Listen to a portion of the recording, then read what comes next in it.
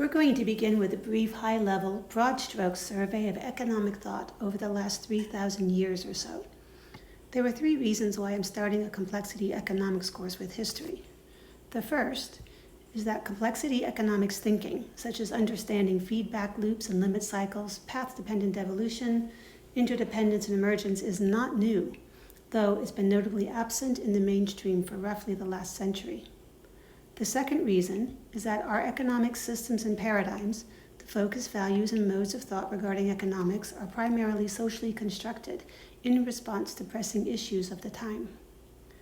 And finally, human intellectual activity does not follow a straight path to progressive development. Rather, it traces a convoluted path and often circles back to encompass previous thinking, reinterpreted through modern perspectives. There's fascinating ideas scattered throughout pre-classical and pre-industrial economic thought, which hold clues to understanding today's economic conditions, as well as potential future conditions.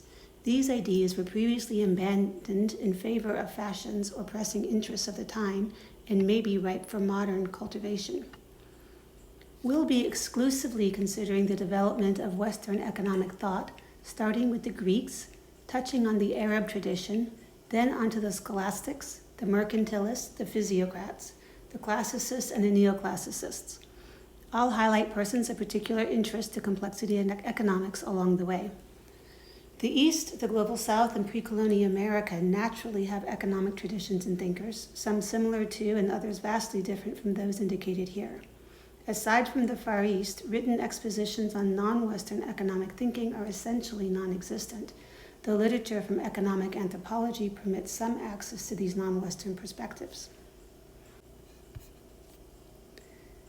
As per usual, we'll begin our survey with the ancient Greeks. Greek economic thinkers were describing agrarian states, city-states, colonies, all with little reliance on foreign trade. Exchange, according to Aristotle, was based on needs. These needs were categorized as goods of the body, which describe basic necessities such as food, external goods, which contribute to a desirable standard of living, such as glassware and furniture, and goods of the soul, otherwise known as psychic goods, such as art and poetry. For the Greeks, economic activity was about meeting these needs, and anything else was superfluous, thus bad household management. Because utility for necessary and external goods decreased in quantity, material consumption was naturally self-limiting. The Greeks saw the existence of this natural limit as critical to a well-functioning economy. Exchange of consumption goods through money was not considered natural, but necessary, since one cannot exchange houses for shoes, and there needs to be some mechanism to apportion value. Commodity exchange was unnatural and unnecessary because it was not subject to the natural limits of desire. An even more extreme case of unnatural and unnecessary was usury, the breeding of money, which was also unbounded and not related to the satisfaction of needs.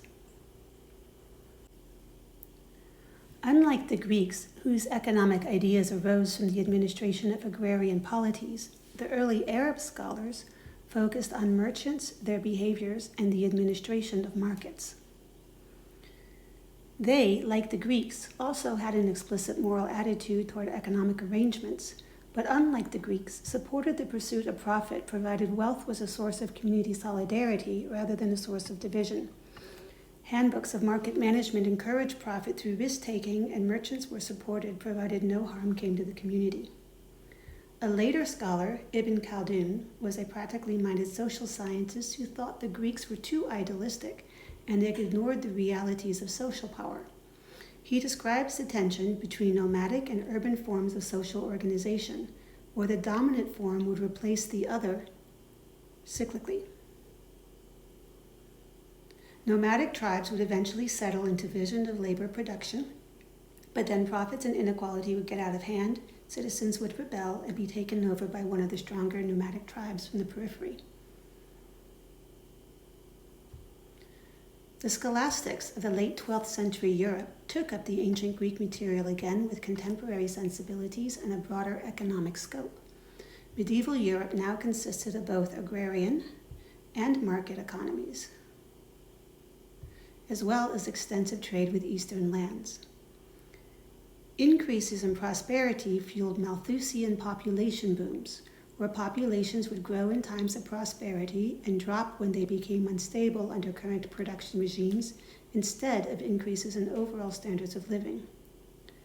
There were numerous scholastics writing on economic topics, and perhaps the best known is Thomas Aquinas.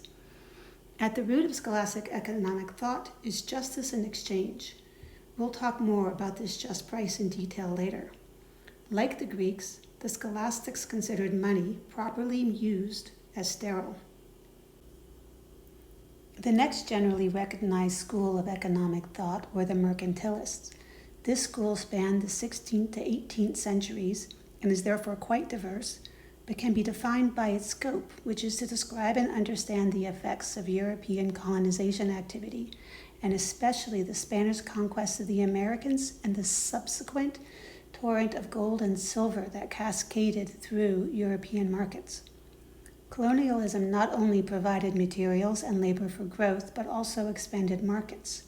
Mercantilist thinking can be summarized as the contemplation of monetary policy, international trade, and multilateral economic development. A consistent thread was the analysis of circulation and flows, not only of bullion, but of all money, labor, commodities, and domestic incomes. This circular flow concept was further explored by the physiocrats, who during mid-18th century France's transition between feudalism and alternative economic structures attempted to develop a theory of rapid economic development. This development through flows is graphically represented here in Francois Quesnay's Tableau économique from 1759. The physiocrats considered a two-sector economy, agriculture and industrial, and believed that only agriculture produces an economic surplus, which goes to the landowners. Economic demand from the industrial sector depends on how the landowners, representing the agricultural sector, spend that surplus, which has a multiplier effect on overall demand. And finally, the relative size of the agricultural and industrial sectors depends on how the demand is distributed between them. We'll revisit some of these ideas later when we talk about economic development proper. Which brings us to 1776 and Adam Smith's Wealth of Nations. Smith, like Aristotle, was looking for a limiting principle in economic behavior. In The Wealth of Nations, Smith wrote of the invisible hand, a natural mechanism which coordinates man's self-interested activity, thus settling on what economic historian Todd Lowry calls an equilibrium of avarice. During the mercantilist era, merchants amassed vast quantities of surplus purchasing power, which they were able to direct into industrialization efforts. For Smith, production therefore consisted of the combination of land, labor, and this new purchasing surplus capital, and the question of the day was how to divide the returns amongst the three elements.